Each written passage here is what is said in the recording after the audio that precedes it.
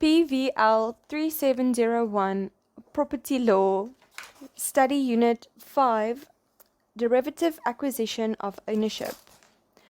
Number 1. Introduction.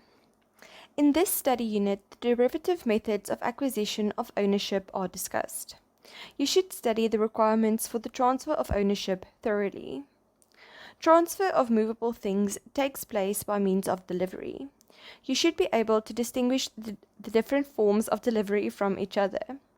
Take note that the transfer of immovable property, that is land, takes place by means of registration in the deeds registry. Number 2. Definition. Derivative methods of acquiring ownership occur with the cooperation of a predecessor in title. The right which the transferee obtains is derived from the transferor, the former owner or the predecessor in title. This implies that the predecessor in title should him or herself have been the owner and therefore entitled to transfer ownership. This principle is expressed in the maxim nemo plus juris in alium, transferre potest quam ipse haberit. No one may transfer more rights to another person than he himself has. Furthermore, the right is transferred to the new owner with the advantages and the disadvantages attached to that right. For example, where a land servitude exists in favor of the land that is to be transferred, or where the land that is to be transferred is subject to a servitude. A derivative method of acquiring ownership can be defined as one by which ownership is acquired from a predecessor entitled by means of delivery, in the case of movable things, or registration in the case of immovable things. Number 3. Elements. Here's an example. Y sells a chicken to Z. They agree that Y will deliver the chicken to Z at her home the following day. The next day, Y takes the chicken to Z's home and gives the chicken to her. Very straightforward. The following key elements can be distinguished in all forms of derivative acquisition of ownership.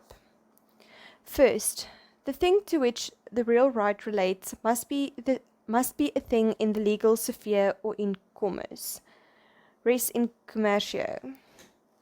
This requirement is self-explanatory as per Study Unit 1, paragraph 2.1.1.1. Okay, number 2. The parties should be capable to pass and acquire ownership. This requirement requires that the parties should be legally capable of transferring and receiving ownership. Examples of persons who are not legally capable of transferring and receiving ownership are insane persons, insolvent persons, minors, and prodigals. Number 3. The transferor must be the owner or be authorized by the owner. This requirement refers to the inviolability of ownership. The foundation of this requirement lies in the principle that no one can transfer more rights to another than he himself has. This means that the transferor will have to be the owner in order to effect transfer of ownership, unless he or she is capable of transferring on some other account, for example, because he or she is the authorized agent of the owner. Okay, please note that it is a peculiarity of the contract of sale that a seller is not required to be the owner of the object of the sale or to transfer ownership. A non-owner could therefore sell and deliver another person's property to the buyer. The sale is valid in such a situation, but naturally the buyer will not become the owner because of the inviolability of ownership. The rule that no one can transfer more rights than he himself has applies. Number 4. The parties should have the intention to pass and receive ownership. The two elements in the transfer of ownership are the intention to transfer ownership and delivery or registration. Delivery consists of the physical handing over of the thing, that is the physical element, and the intention to transfer and receive ownership, that is the mental element. The physical handing over is insufficient and must be accompanied by the intention to transfer and receive ownership. In Commissioner of Customs and Excise versus Randall's Brothers and Hudson, Limited, 1941, Watermeyer stressed this requirement. Ownership of movable property does not, in our law, pass by the making of a contract. It passes when delivery of possession is given, accompanied by an intention on the part of the transferor to transfer the ownership and on the part of the transferee to receive it. It is necessary to distinguish between the contract, the obligationary agreement in terms of which ownership must be delivered, for example, a contract of sale or a donation, and the transfer, that is, the delivery itself. These are two separate legal acts, although they are not always separated in time. The contract of sale creates an obligation or a duty to deliver the object of sale, but ownership only passes on delivery. See the example above. Delivery consists of two elements: a physical handling over or registration of the movable and immovable thing respectively, and a mental element. This intention to transfer and receive ownership is referred to as a real agreement. Number 5. There should be a legal ground or justa causa for the transfer of ownership. Since we are dealing with an act of transfer which affects a shifting of assets from one person's estate to that of another, the law requires a reason, that is, a causa, for this transfer to have permanent effect. If there is no reason for the transfer, the transferee is unjustifiably enriched at the expense of the transferor, and the latter can claim the thing back. Where a legal system makes the transfer of a real right dependent on a valid underlying contract, in other words, where there is a link between the validity of the reason of the transfer and its effectiveness, it is said to adhere to the casual system of the transfer of ownership.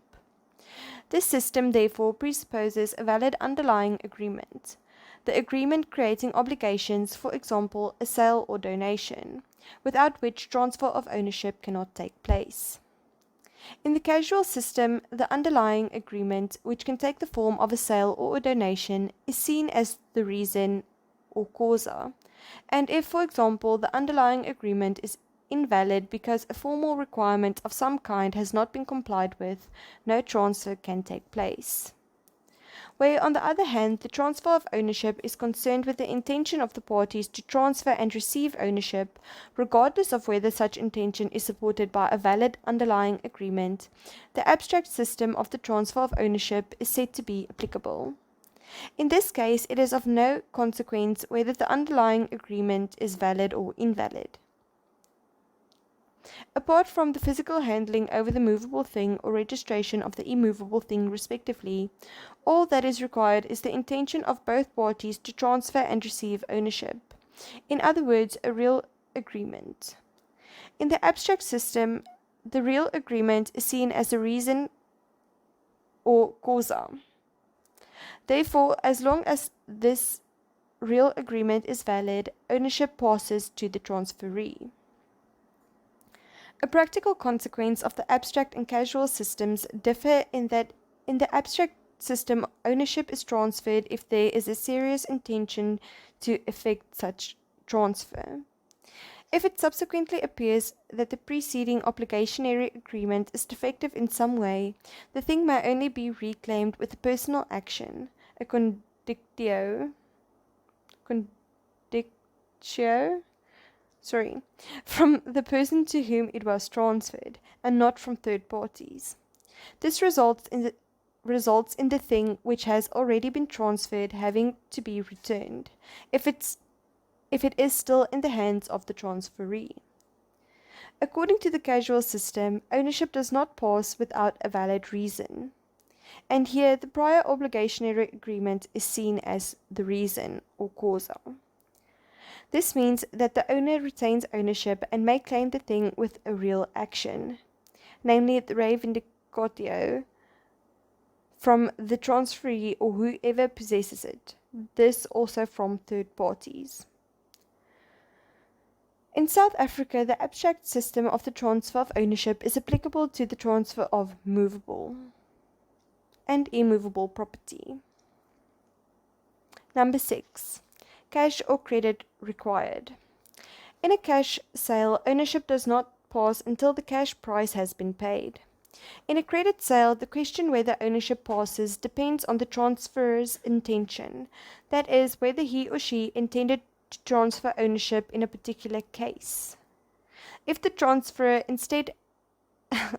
intended ownership to pass, notwithstanding the fact that the purchase price was not paid in full, ownership will pass from the transferor to the transferee on transfer of control of the thing. If the transferor did not intend ownership to pass, but instead reserved ownership until the last payment had been made, ownership would only pass on payment of the last installment, and not on transfer of control of the thing. Number 7. The method of transfer. Since we are dealing with the transfer of a real right, which has to be respected by all third parties, the publicity requirement must be fulfilled. The transfer of ownership must therefore take a form that will inform third parties of the change in ownership. Ownership of movable things is transferred by means of delivery, traditio, and ownership of immovable things by means of registration. Number 4. Delivery, movables. Ownership of movable things is transferred by means of delivery. Delivery consists of two elements, a physical element, the corpus, and a mental element, animus. Both elements must be present at the time of transfer. The physical element can be fulfilled in different ways. We usually distinguish between actual delivery, that is, traditio vera, and constructive or fictitious delivery, that is, traditio ficta. 4.1. Actual delivery, that is, the traditio vera. This is the most usual form. The transferor gives the thing from his hand into the hand of the transferee. Datio de manu in manum. The physical element with the intention of transferring ownership, the mental element. This form of delivery was aptly described in Groenewald versus Van der Merwe, 1917, by Chief Justice Innes. In the vast majority of cases, the physical factor takes the form of handing the movable in question bodily to the transferee, who accepts it with the requisite intention and thereby becomes owner. That is actual delivery. The physical act, the handing over, can at the same time be proof of the intention of the transferor and transferee to transfer ownership and to accept it. It is not always easy to determine the intention of the transferor from the mere physical act. For example, whether he or she intended to transfer ownership or to create a pledge. In both cases, the intention is determined by the preceding agreement, sale or pledge agreement. Okay, 4.2. Constructive or fictitious delivery, traditio ficta. All the cases in which there is not a physical or actual handing over of the thing are grouped together under the heading of constructive or fictitious delivery. Here, 3 different situations can be distinguished. The transferee may be, first, placed in a position to exercise physical control, or symbolic delivery with the long hand, that is traditio longa manu, and bills of lading. Secondly, the transferee may be already in physical control by virtue of some other legal relationship, that is, delivery with the shorthand, traditio brevi manu. Okay, and then thirdly, the transferee may be in a position where someone else exercises physical control on his or her behalf. There's Constitutum, possessorium, and Atonement, as well as its extended form, cession of ownership. Okay, A. A transferee is placed in position to exercise physical control.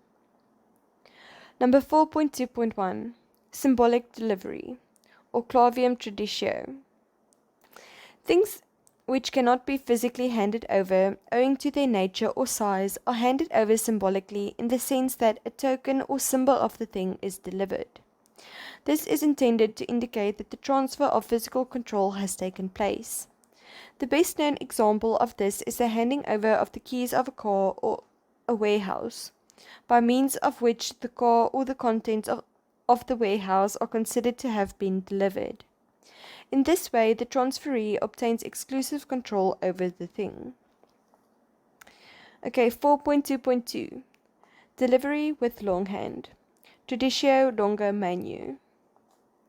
Example number 1. Based on the facts in Groenewald versus Van der Merwe, 1917.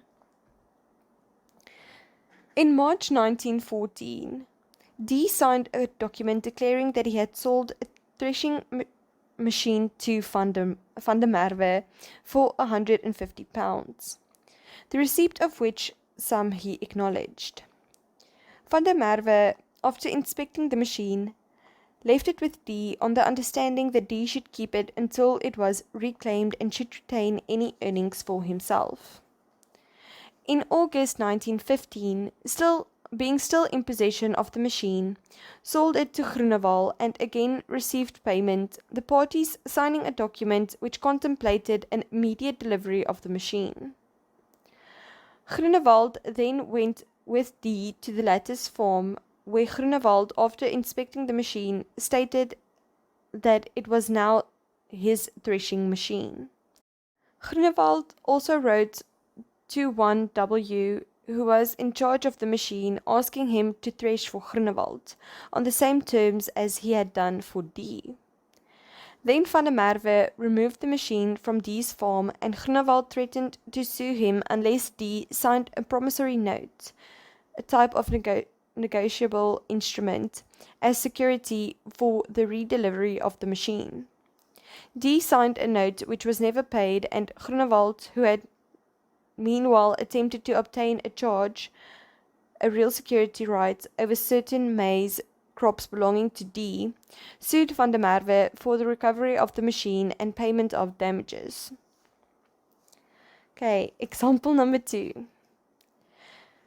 There is a windmill on the farm belonging to X and Y, which they no longer use. S purchases it from them. His father takes him to the windmill and shows it to him. He says, "Here is the windmill.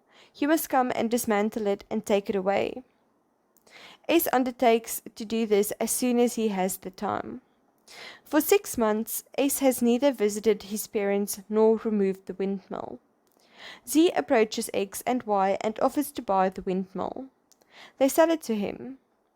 Z removes the windmill and erects it on his farm. S becomes insolvent, and the curator of the insolvent estate claims that the windmill is part of the insolvent estate. Z denies this and argues that he is the owner of the windmill. Okay, this is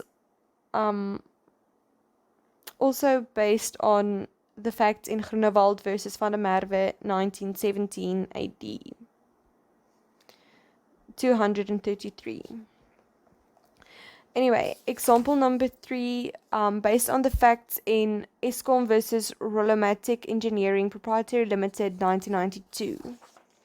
It reads, a mining company erected an electrical substation and steel towers on its farm to convey electricity to its mining operations. The installations and substation were erected in accordance with Eskom's specifications. Eskom supplied power to the mining company. Subsequently, the mining company ceased operations and Eskom no longer supplied it with power. In 1981, Rolomatic purchased certain steel towers, which had previously been parts of the electrical substation, from the mining company. In terms of the sales contract, Rolomatic was responsible for the removal of the steel towers and their concrete foundations and for restoring the land to its original state. Delivery of the steel towers to Rollomatic would take place after the latter had made the necessary arrangements with an official of the mining company, which still owned the farm. No such arrangements were ever made, and Rollomatic left the steel towers on the farm. The managing director of Rollomatic had, in his personal capacity, hired the farm for grazing purposes, but the fenced-off area upon which the substation and steel towers stood was expressly excluded from the lease. Eskom later decided to put the substation into operation again and purchased a small portion of the farm upon which the substation and steel towers stood from the mining company. It took transfer of that portion of the farm in January 1986. Eskom again used the steel towers, which were still standing there, as an integral part of the new substation.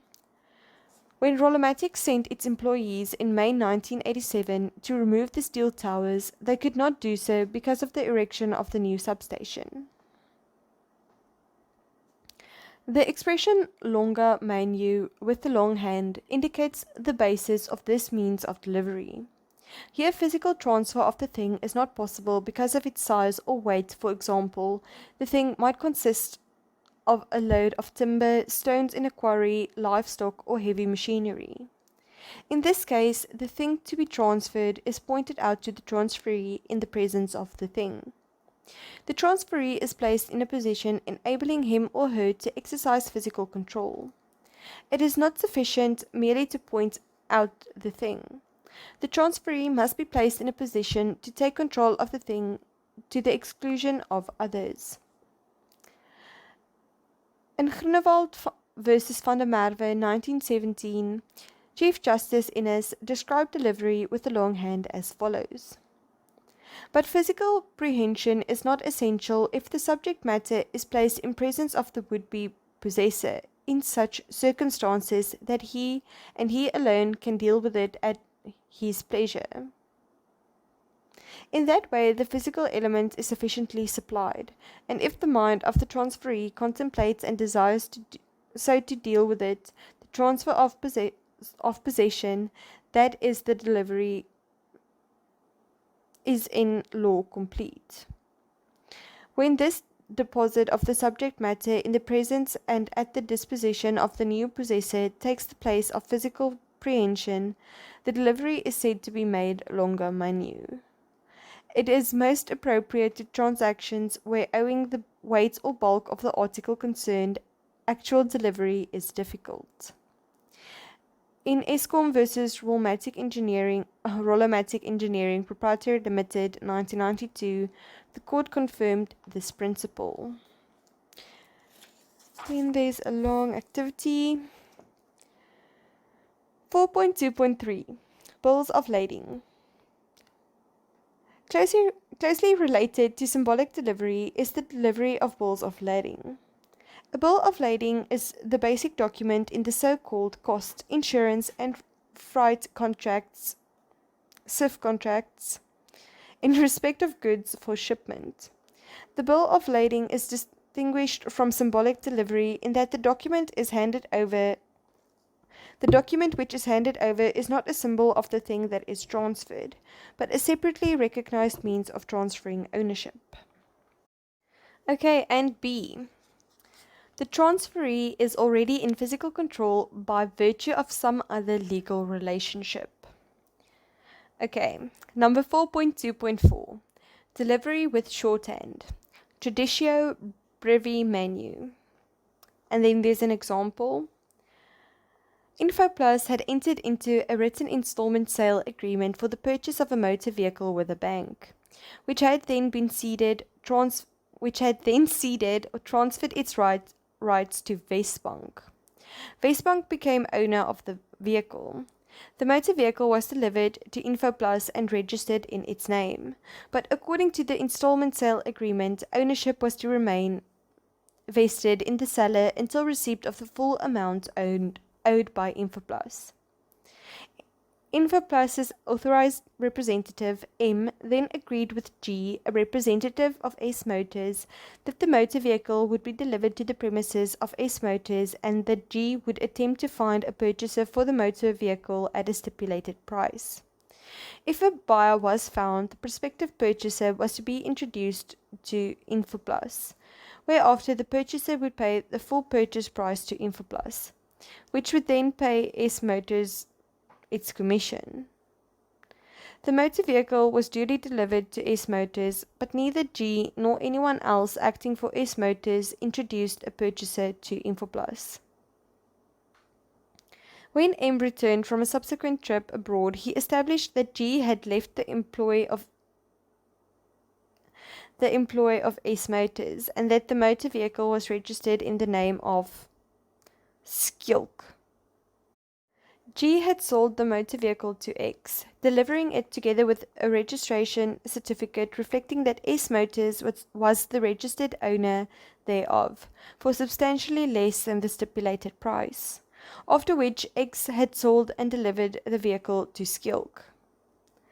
Westbank wished to repossess the vehicle, but instead concluded an agreement with X, in terms of which X paid the total amount outstanding under the installment sale agreement, thus allowing Skilk to retain control of the motor vehicle.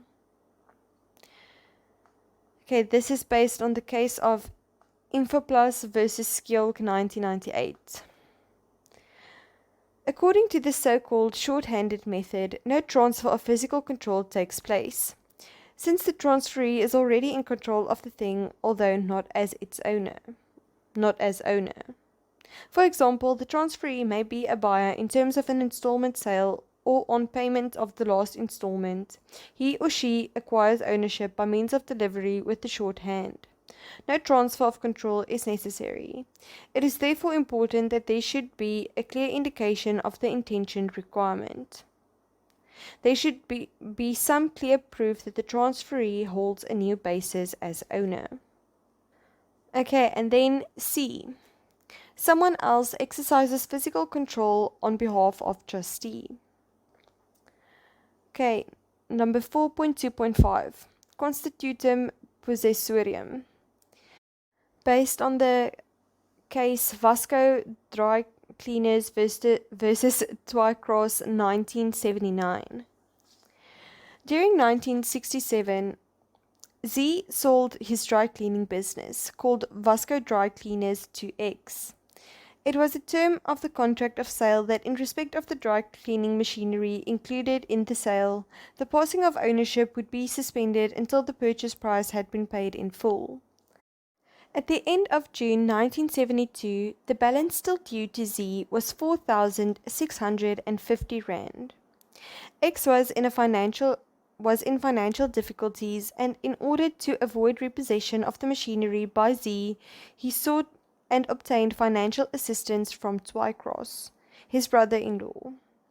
X and Twycross accordingly entered into a written agreement on the 28th of June 1972, in terms of which Twycross was to pay the balance still due to Z. It was agreed that on such payment to Z, ownership of the machinery would pass to Twycross, who agreed to sell the machinery to X for a purchase price of 4,700 rand, payable on or before the 30th of June 1973. It was further agreed between X and Twycross that ownership of the machinery would not pass to X until the purchase price had been paid in full to Twycross. They agreed that if the purchase price was not paid, Twycross would be entitled to obtain the return and repossession of the machinery. In November 1972, X sold the business, including the machinery, to a new owner. In the deed of sale, X warranted that it was the owner of the machinery. The new owner of Vasco Dry Cleaners was not aware of the contract between Twycross and X. X failed to pay Twycross the sum of 4,700 rand. Twycross wishes to claim the machinery from the new owner. Constitutum possessorium is, in a certain sense, the very opposite of delivery with the shorthand. Here the transferor retains physical control over the thing of which he or she has agreed to transfer ownership to the transferee. It is only the intention towards the thing that undergoes a change. For example, X buys a watch from a jeweler and leaves it with the jeweler for cleaning. Since this form of transfer of ownership depends entirely upon the changed relationship between the parties, it is obvious that there is ample opportunity for fraud. A debtor may mislead his creditors when they wish to attach his or her goods by asserting that the goods under his or her control have been delivered to another person by means of Constitutum possessorium. For this reason, the appellate division in Goldinger's Trustee versus Whitelaw and Son, 1917, laid down the following safeguards. One is that a constitutum is never presumed. The party alleging it must establish from which the existence clearly and necessarily follows. Another is that a distinct causa detentionis is essential. If A, after selling a movable to B, were to determine to hold it on behalf of the latter, that change of mind would not affect a transfer of ownership. There must be a clearly proved contractual relationship under which he becomes the detentor for the purchaser. Only in such a case would the doctrine of Constitutum possessorium operate to pass the property by a kind of fictitious delivery. In practice, this second requirement is the most important, since there can be no Constitutum possessorium unless the facts support a legal relationship on the basis of which the transferor continues to hold the thing, but no longer as owner. In Vasco Dry Cleaners versus Drycross 1979, the court had to decide whether ownership had been transferred by means of Constitutum possessorium. It has been held in the Vasco case that Constitutum possessorium is the opposite of delivery with the shorthand. After payment of the outstanding amount, delivery from Z to X took place by means of this form of delivery. In the case of Constitutum possessorium, the transferor X retains physical control of the thing to be transferred. Since this form of delivery creates the possibility of fraud, any assertion that ownership of a movable has passed upon a mere change of mental attitude is carefully scrutinized by the courts. It has further been held that the real object of the transaction between X and Twycross was not a sale to Twycross, which would have entitled him to become owner of the machinery on delivery, but rather that a pledge should be created in his favor. The transaction between X and Twycross was referred to as a simulated transaction, because it did not reflect the true intention of the parties. Furthermore, the court held that no pledge was created, since Constitutum possessorium does not constitute delivery for purposes of creating a valid pledge, because the pledged thing remains with the pledger. X and Twycross therefore clothed their agreement in the guise of sale and resale. However, the court decided that the true substance of the contract was one of pledge.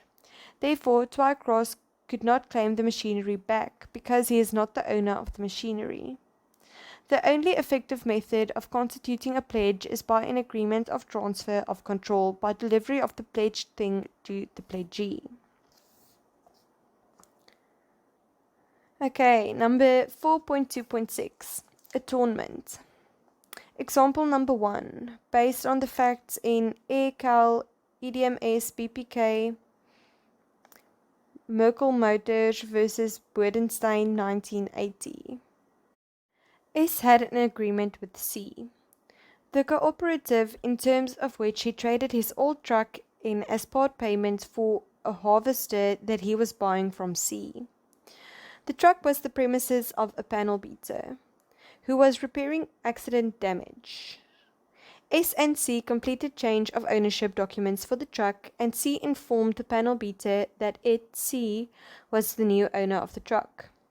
The panel beater never declared himself willing to control the truck on behalf of the new owner.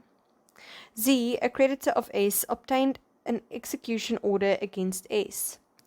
When the sheriff attempted to attach the truck while it was still with the panel beater, the latter told the sheriff that C had informed him that C was the new owner of the truck, and Z disputed this. Okay, example number 2. Based on the facts in Caledon en Suidwestelike Distrikte Insekteurskamer Beslote Korporasie versus Wenzel 1972. A dealer in motor vehicles had a discounting agreement with Caledon and Southwestern District Boards of Executors, hereinafter referred to as Caledon, in terms of which Caledon discounted hire purchase agreements concluded by the dealer and various buyers. In terms of the hire purchase agreement, the dealer retained ownership of the vehicles until the last installment had been paid.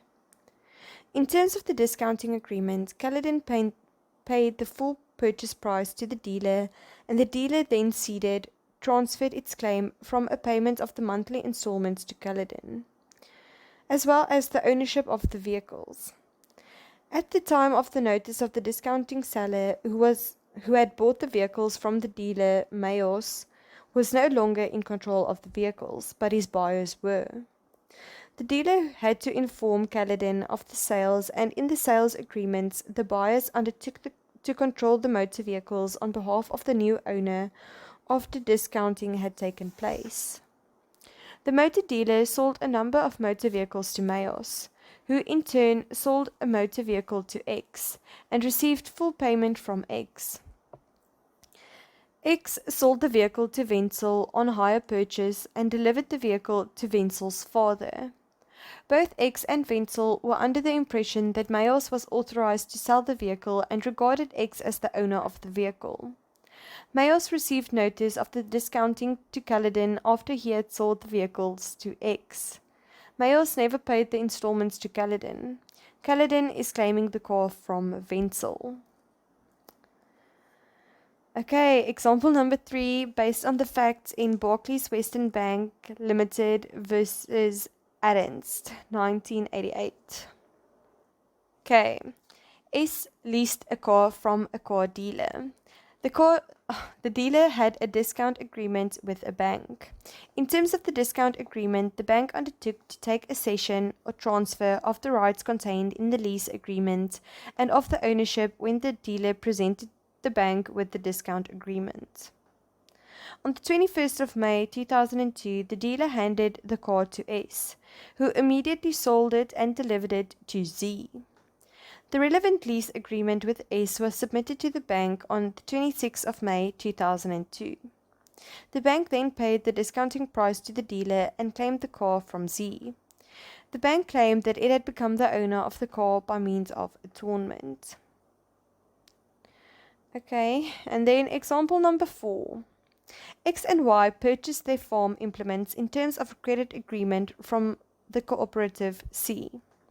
C reserves ownership until X and Y have paid the final installment. X and Y pay a fairly high rate of interest to the cooperative, and Q, X's father-in-law, undertakes to pay the full amount to the cooperative. X and Y are to repay the money to him in installments. The cooperative transfers ownership to Q. Okay, that's the end of the examples. Atonement applies where an owner of a thing wishes to transfer ownership in circumstances where he or she is not in control of the thing.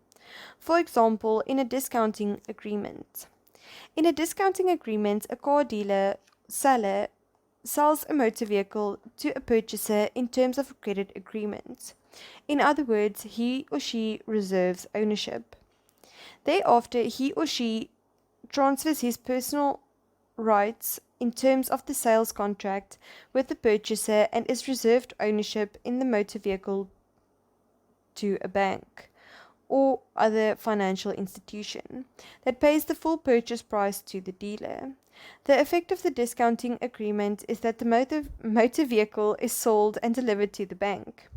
The transfer from the dealer to the bank takes place by way of atonement. Okay, and then the definition. Atonement can be defined as a derivative method of transferring ownership where the transferee, and a third party who is in control of the thing and will continue to control it agree that the third party will control the thing on behalf of the transferee as owner. There are two requirements for atonement to take place, namely, first, a tripartite agreement between the transferor, the transferee, and the third party holder, in terms of which the holder will continue to hold for the transferee and no longer for the transferor. All three parties therefore consent to the transfer of ownership. And secondly, the holder should exercise physical control at the moment of transfer from the transferor to the transferee. Okay.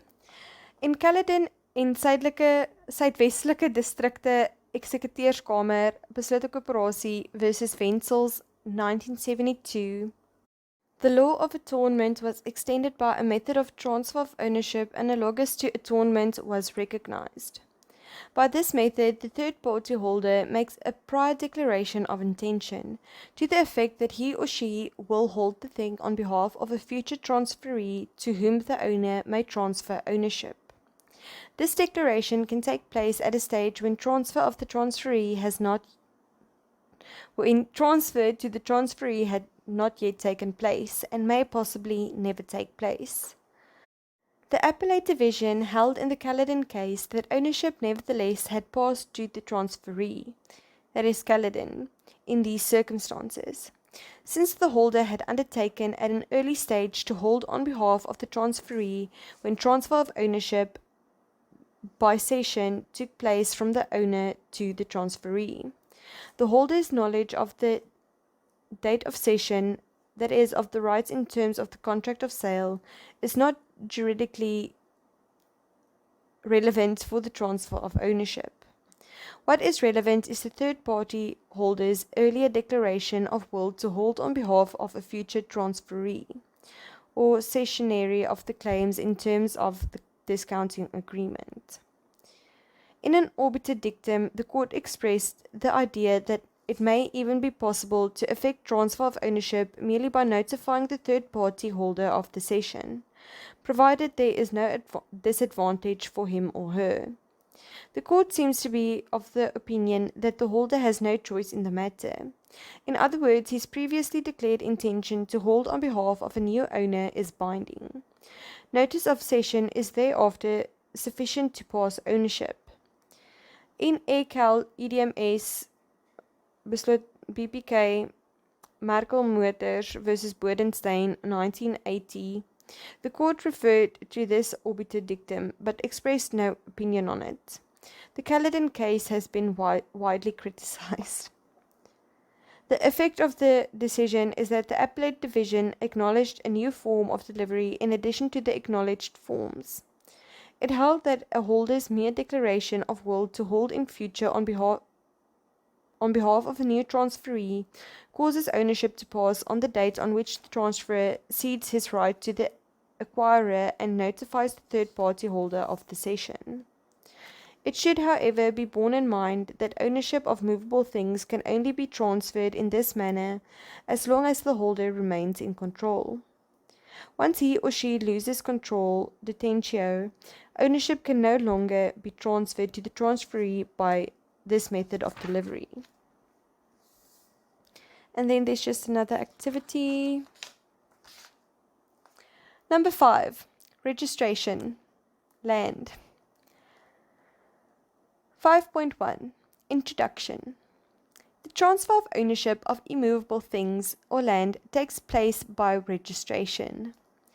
This system has been applied in South Africa since the early days at the Cape and is based on the system which was applicable in the Netherlands. The history of land registration is discussed in Houtpoort Mining and Estate Syndicate Limited versus Jacobs, 1905. A system of registration presupposes the surveying of land and the representation thereof on a diagram or general plan. Such a diagram or plan establishes units of land and fulfills the independence requirements for an object to be recognized as a thing. The diagram or plan provides particulars of the extent and boundaries of the land and of the possession of servitudes on the land for purposes of registration. Ownership of the unit of land is transferred by a deed of transfer. A deed of transfer being registered for every change of ownership. We can see this in section 16 of the Deeds Registries Act 47 of 1937. Registration of land cannot take place without the lodging at the deeds registry of the existing title deed, under which the property concerned is held. Registration is regulated by the Deeds Registries Act 47 of 1937 and takes place at a deeds registry. Number 5.2. The transfer procedure. Where an owner sells immovable property to a purchaser, the procedure for transfer is briefly as follows. An owner can only transfer his or her land by means of the registration of a deed of transfer, which is prepared by a conveyancer in the form prescribed by law or by regulation, and which must be executed in the presence of the registrar by the owner of the land described therein, or by a conveyancer authorized by a power of attorney to act on behalf of the owner, and must be attested by the registrar. Ownership of the land passes to the new owner as soon as the registrar of deeds affixes his or her signature to the deed. A number is then assigned to the deed of transfer, which becomes the new title deed of the land described in it. Number 5.3. System of transfer of ownership. Okay, then there's a small example. X and Y donate to S the part of their farm that he has been leasing from them. They obtain permission to subdivide the farm, and S erects a fence on the new boundary. He fetches X and Y, and together they drink a toast to the new gate. X says to S, "Son, I am glad this piece of land is now your property." When the deed of transfer is registered, it is a requirement, just as it is when a movable thing is delivered, that the transferor should have the intention of transferring ownership to the transferee, and that the transferee should have the intention of acquiring ownership. These concurring intentions, real agreements, are seen as the justa causa. In Legator McKenna Incorporated versus Shia 2010, the Supreme Court of Appeal considered whether a valid transfer of ownership had taken place despite an invalid sales agreement. In the past, it was uncertain whether the abstract system of transfer of ownership, under which the transfer of ownership was not dependent on the validity of the underlying agreements, also applied to movable and immovable property. Brand held that the abstract system of transfer of ownership applied to movable and immovable property. Brand also clearly stated that although the abstract system did not require a valid contract of sale, ownership would not pass if there was a defect in the real agreement, despite registration of the transfer in the deeds registry. The effect of registration of transfer is that the registered owner of land is in a position to prove his ownership of the land easily by producing his registered deed of transfer. Okay, number 5.4. Positive and negative systems of registration. This brings us to the question whether we can rely on the accuracy of data contained in the records at the deeds registry, or to put it differently, whether we have a positive or a negative system of land registration.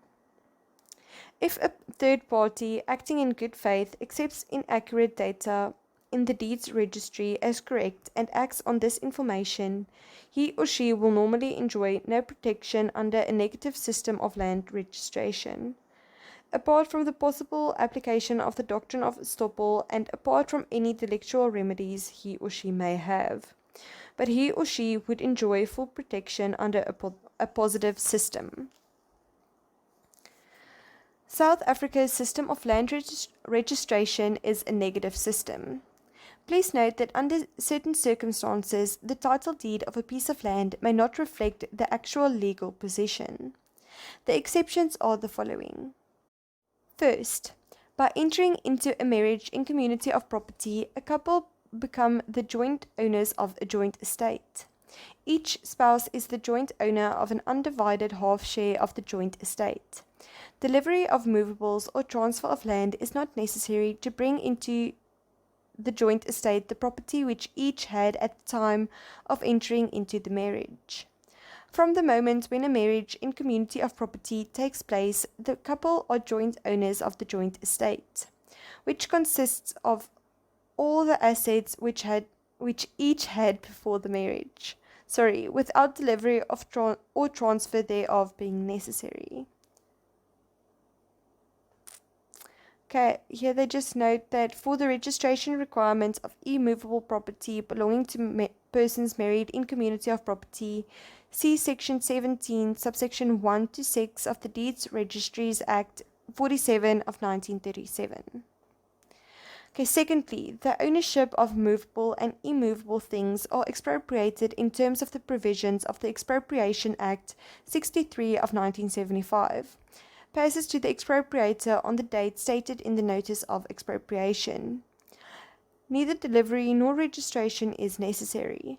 Passing of ownership is effected by the mere act of expropriation. Thirdly, prescription is an original mode of acquiring ownership and there is no transfer of ownership.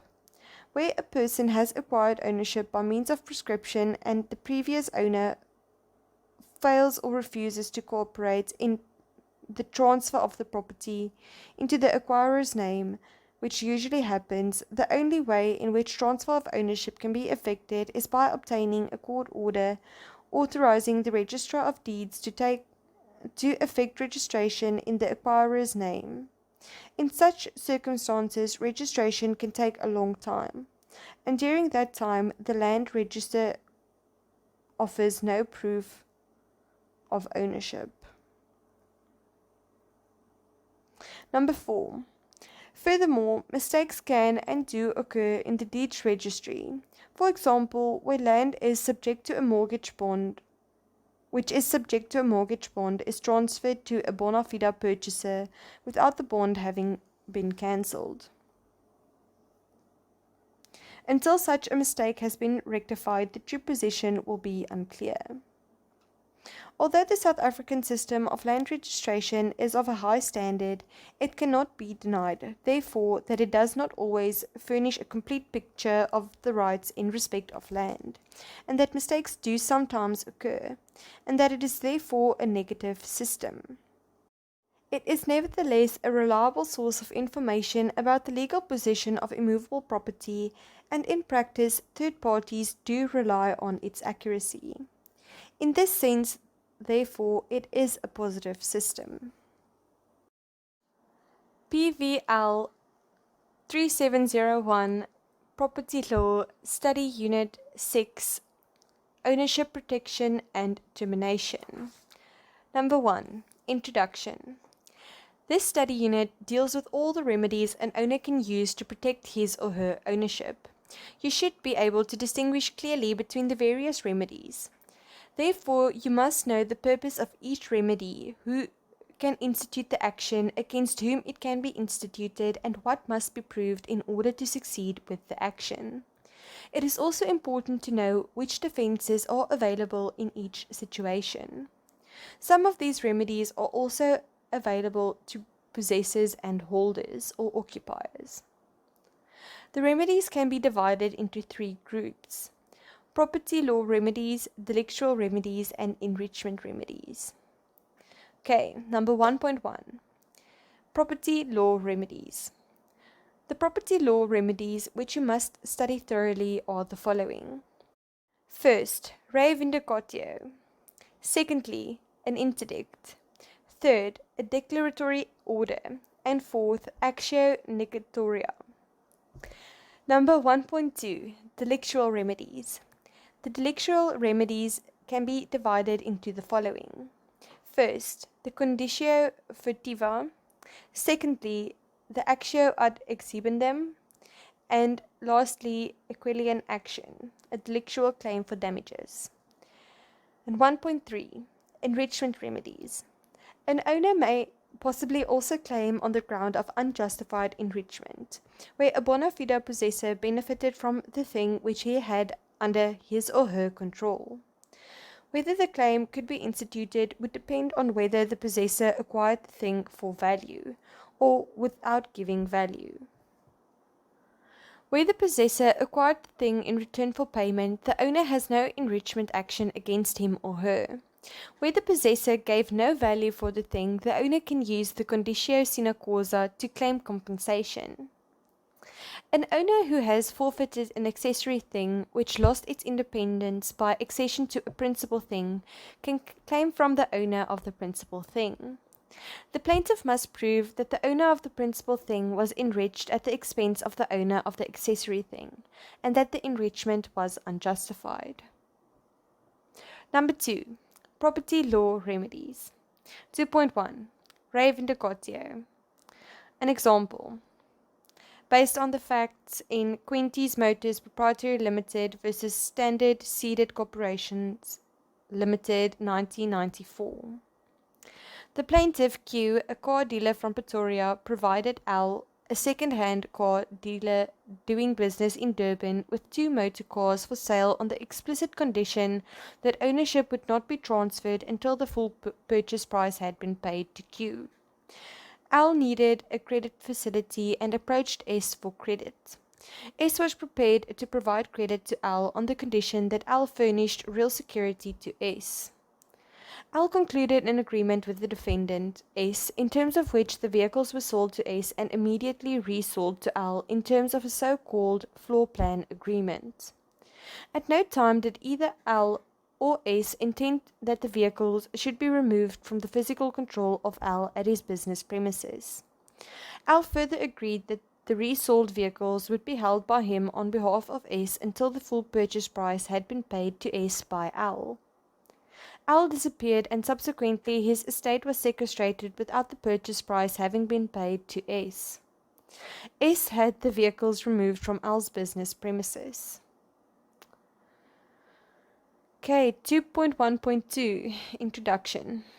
The re vindicatio can be defined as a real action with which an owner can claim his or her thing from whoever is in control of it unlawfully, without the owner's permission or consent.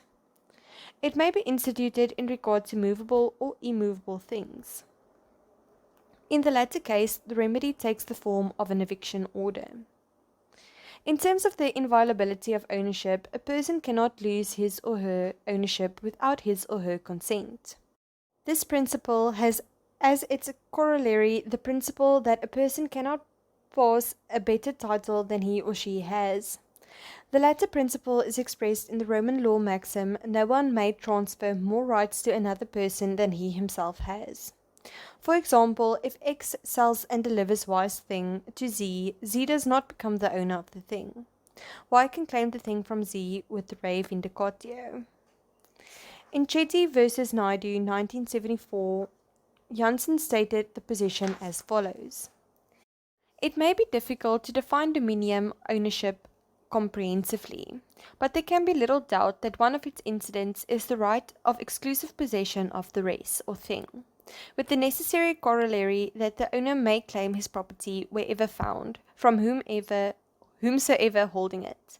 It is inherent in the nature of ownership that possession of the res should normally be with the owner, and it follows that no other person may withhold it from the owner unless he is vested with some right enforceable against the owner. 2.1.2 Requirements. For a successful reliance on the re vindicatio, the plaintiff must prove on a balance of probabilities that, first, he or she is the owner, secondly, the thing exists and is identifiable, and lastly, the defendant is in control. 2.1.2.1 Ownership. The plaintiff must prove ownership. Here the way in which the ownership was acquired may play an important role. Number 2.1.2.2 Thing must still exist and must be identifiable. The res vindicatio may be instituted to recover movable as well as immovable property. In the latter situation, the remedy takes the form of an eviction order. The thing which is claimed should still be in existence, in some shape or form. It is imperative that it should still be in existence as an item in its original form, not necessarily in the same condition, and as such still subject to the owner's right of ownership. If, for example, some exchange has occurred by which the thing has ceased to exist in the form in which it was, it cannot be reclaimed. A change could be brought about by accession or mixing, for example. The requirement that the thing must be identifiable is necessary to the extent that the identification should be sufficient to prove on a balance of probabilities that the person instituting the action is the owner of the thing. Number 2.1.2.3. Recovery from any party who is in control. The principle underlying the res vindicatio is, where I find my thing, there I may vindicate it. Ubi rem mem invenio ibi im vindico. In Roman Dutch law, this Roman principle was applied as the general principle, while the Germanic principle, movables voluntarily parted with cannot be followed up in the hands of bona fide third parties, that is, mobilia non habent sequelum, applied only with regard to pledge and hypothec. It is therefore clear that the Germanic principle, mobilia non habent sequelum, has no application to the owner's res vindicatio for movable things in Roman Dutch law. It applies only in respect of a pledge or hypothec of movable things. Therefore, the res vindicatio may be instituted against any party who is in control of the thing unlawfully when the action is instituted. Therefore, where a defendant can show that he or she has a right to the thing, the statement in Shetty v. Naidu 1974 is pertinent. It follows that no other person may withhold it from the owner unless he is vested with some right enforceable against the owner, for example, a right of retention or a contractual right. The reason why the thing should be in the control of the defendant at the moment when the plaintiff institutes his or her action is to ensure that the defendant is in a position to return the thing. Okay, number 2.1.3. Defenses against and restrictions on application of res vindicatio. A person against whom the res vindicatio is instituted, that is, a defendant, may allege that some of the requirements have not been met. For example, a defendant can produce documentary evidence that proves that the person who instituted the res vindicatio is not the owner of the thing that he or she claims. Alternatively, the defendant can prove that the claimed thing has been destroyed or cannot be identified. Furthermore, the defendant can defend the res vindicatio by proving that he or she is not in physical control of the thing. Besides these defenses, the application of the res vindicatio is restricted in different ways. Number 2.1.3.1. Sales in execution. Section 70 of the Magistrates Courts Act 32 of 1944 provides as follows. A sale in execution by the messenger shall not, in the case of movable property after delivery thereof, or in the case of immovable property after registration thereof, be liable to be impeached as against a purchaser in good faith and without notice of any defect. Where a sheriff or a messenger of the court sells a judgment debtor's assets in public at a judicial sale in execution of a judgment, the true owner, if his or her goods are sold by mistake as belonging to the judgment debtor, for example, where the judgment debtor has bought the goods on credit and has not yet acquired ownership of them, cannot recover his or her property from a bona fide purchaser after the sale and delivery of the thing to the buyer. The courts treat a sale in insolvency in the same way as a judicial sale. Number 2.1.3.2. Statutory limitations on eviction. The defendant in eviction proceedings may resort to the protection of the Constitution of the Republic of South Africa. In terms of section 26, subsection 3, no one may be evicted from his or her home without a court order. In terms of this section, certain circumstances have to be taken into consideration before the court can grant an eviction order. Furthermore, in eviction proceedings, the defendant can rely on the protection afforded to certain classes of persons in terms of statute. Okay, number 2.1.3.3, estoppel. Estoppel is also an important exception to the re vindicatio. A. Definition. Estoppel can be defined as a defense which can be raised against an owner's re vindicatio where the owner of a certain thing, through his or her conduct, culpably leads third parties to believe that someone else is the owner of the thing or is authorized to alienate the said thing, and the third party, relying on this representation, obtains control of a thing and in doing so acts to his or her detriment. If the defense succeeds, the vindicatory action will be denied. The requirements for a successful reliance on the defense of estoppel were stated in Oakland Nominees Proprietary Limited versus Galleria Mining and Investments Co. Proprietary Limited 1976 and confirmed in Quentis Motors Proprietary Limited versus Standard Credit Corporation Limited 1994. Okay, then it just continues on with the long list of cases. B. Requirements. First, representation.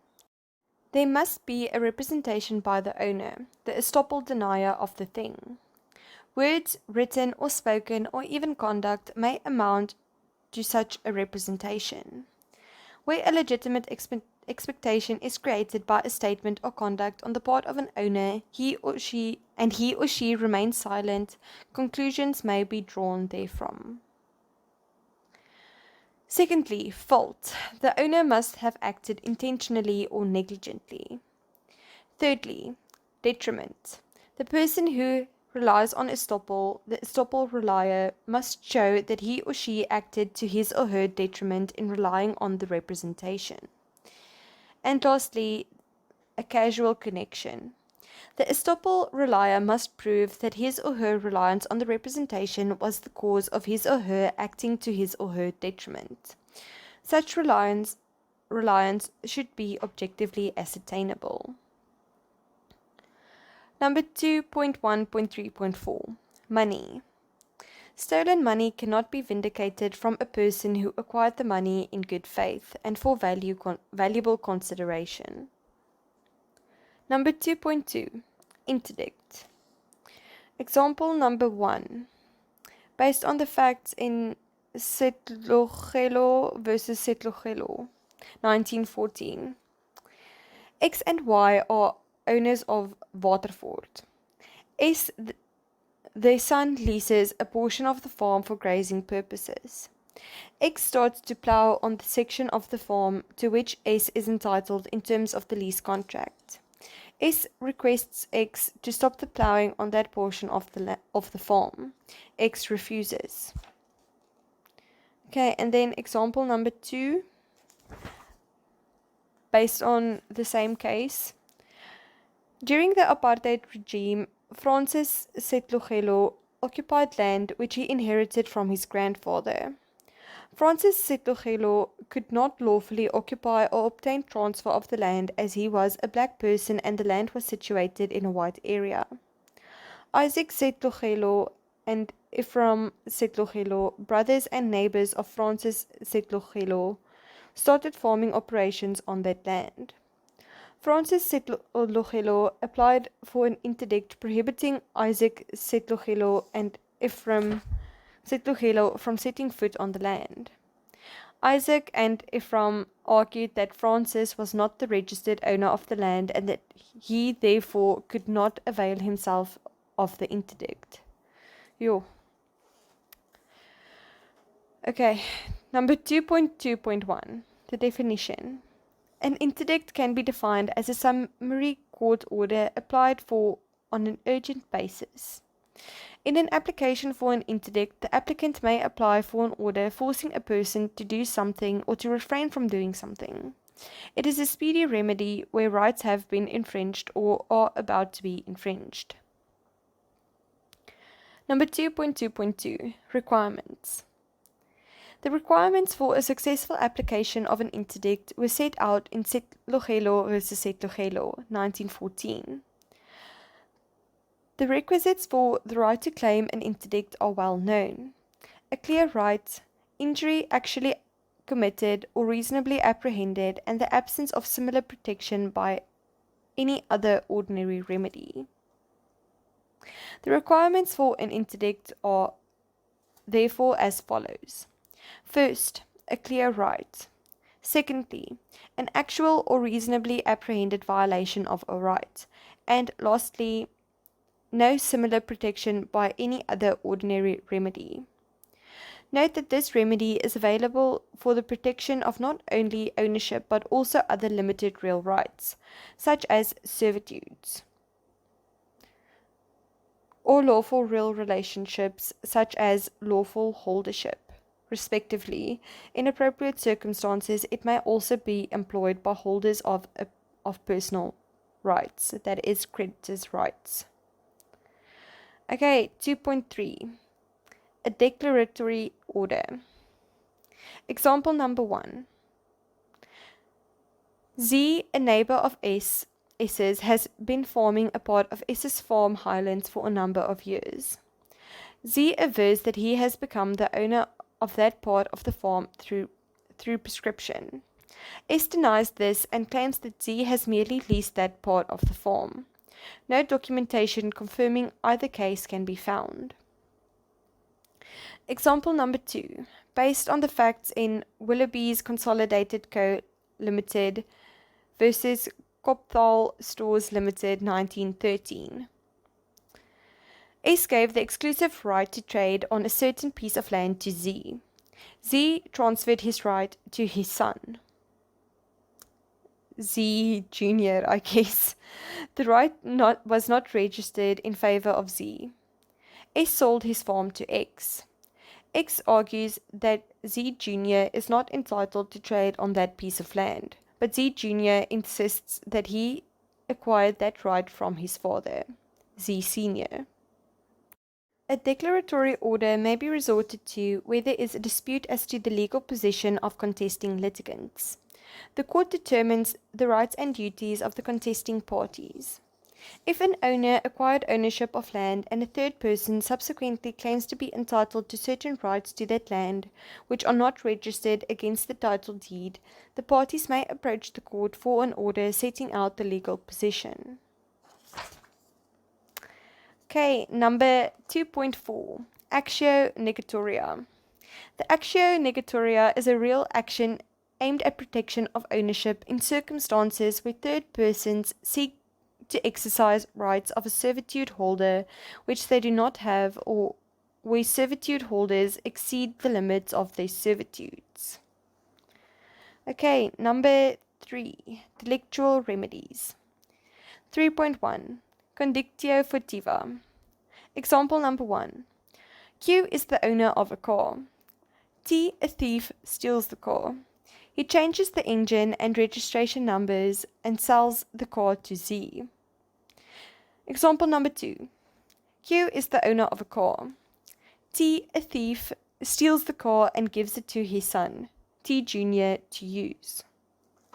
Example number 3, based on the facts in Clifford versus Farina, 1988. S rents a car from a car rental agency. In terms of the lease agreement, S is liable for any damage to the car. S goes on holiday and asks Z, his sister-in-law, to park the car in her garage while he is away. She agrees. One Saturday, she removes the car from the garage and takes her daughter to the doctor. The car is stolen from the doctor's parking area. The car cannot be traced and the car rental agency claims the car from S. Since S is unable to return the car, he pays the car rental agency and claims the amount from Z. Example number 4. Q is the owner of a car. T, a thief, steals the car, changes the engine and registration numbers, and sells the car to Z. The car is written off in an accident involving Z. Okay, 3.1.1 Definition. The condictio furtiva originated in Roman law. It is a personal action arising from the delict theft. This means it can only be instituted against the thief or after his or her death, the thief's heirs. The condictio furtiva can be defined as an action which can be instituted by the owner or a person with their lawful interests in claiming the thing or its highest value, since the theft from the thief or person who removed the thing with deceitful intent. This action can be used as an alternative to the re vindicatio. 3.1.2 Requirements. To succeed with this action, the applicant must prove: first, ownership or retention of a lawful interest from the date of theft to the date of institution of the action. Secondly, theft or removal of the thing with deceitful intent. Or, lastly, if the action is not instituted against the thief or deceitful remover, that the defendant is the heir of the former. Okay, 3.2 Actio ad exhibendum. Example number 1. Q is the owner of a car.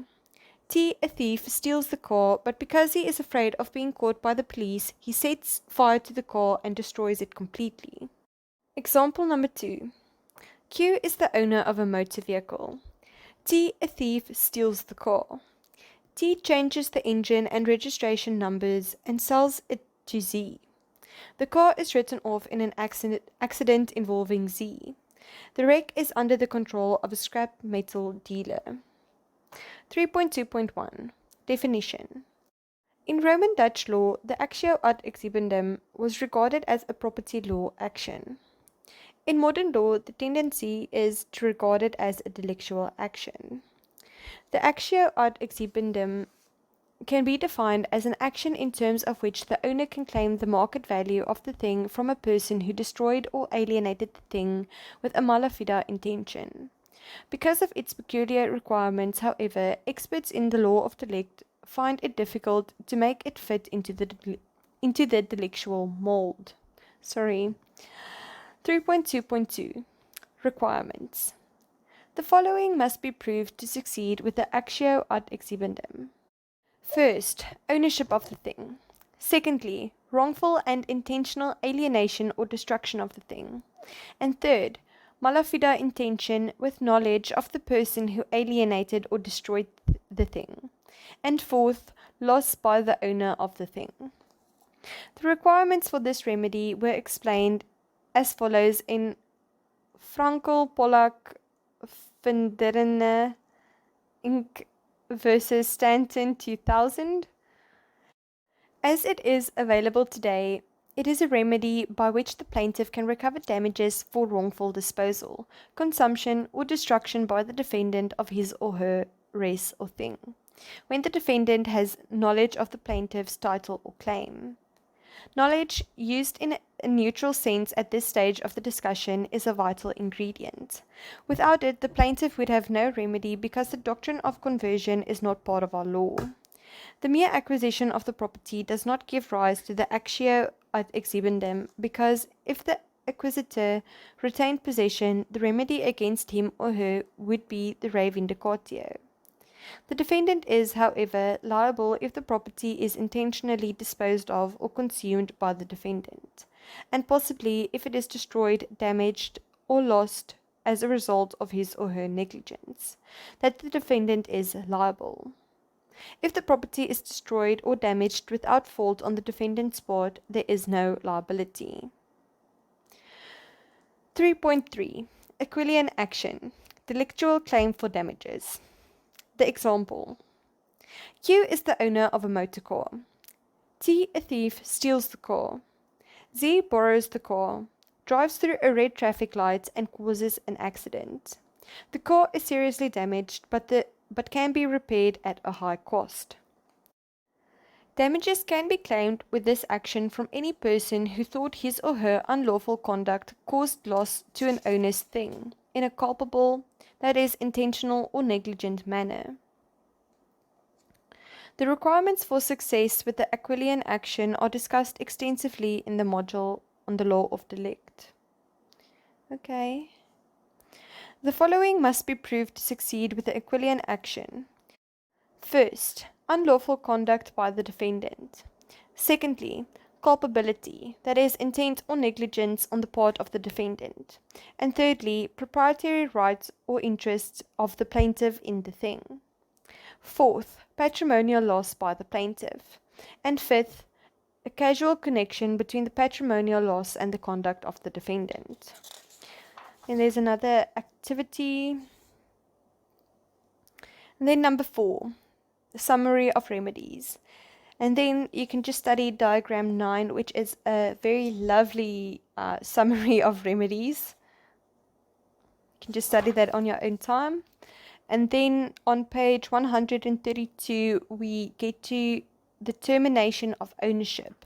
That is, I guess, like part B of the study unit. Okay, and the example that we get is that X and Y are co-owners of the farm Waterford. X dies and Y is his only heir. Y starts a nursery on the farm.